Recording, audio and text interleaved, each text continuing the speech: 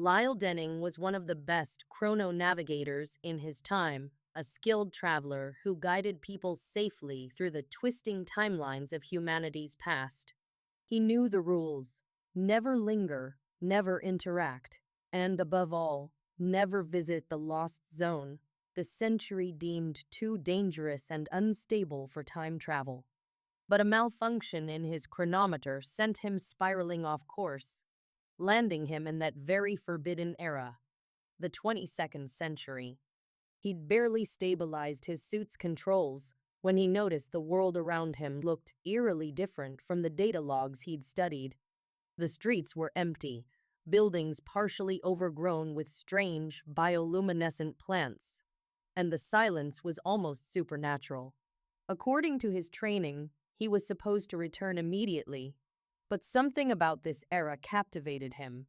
His chronometer blinked a warning, yet he chose to stay and explore. As he walked through the city, Lyle noticed holographic messages shimmering in the air, all warning of an event called the collapse. He'd never heard of it. No records, no briefings, nothing. Frustrated, he attempted to log a report back to the present, but his comms were down. He was alone, trapped in an unknown time, facing remnants of a disaster that seemed deliberately hidden. Suddenly, he heard a voice, soft, familiar, calling his name. Following the sound, he entered an old laboratory filled with dusty equipment and powered-off screens.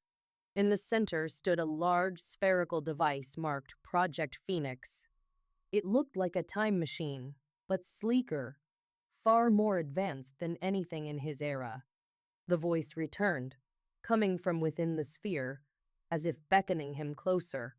Inside the sphere, he found a collection of data records detailing a society that once thrived on genetic enhancements and AI assistance, living in harmony with nature. But the records abruptly shifted, showing scenes of mass destruction and chaos.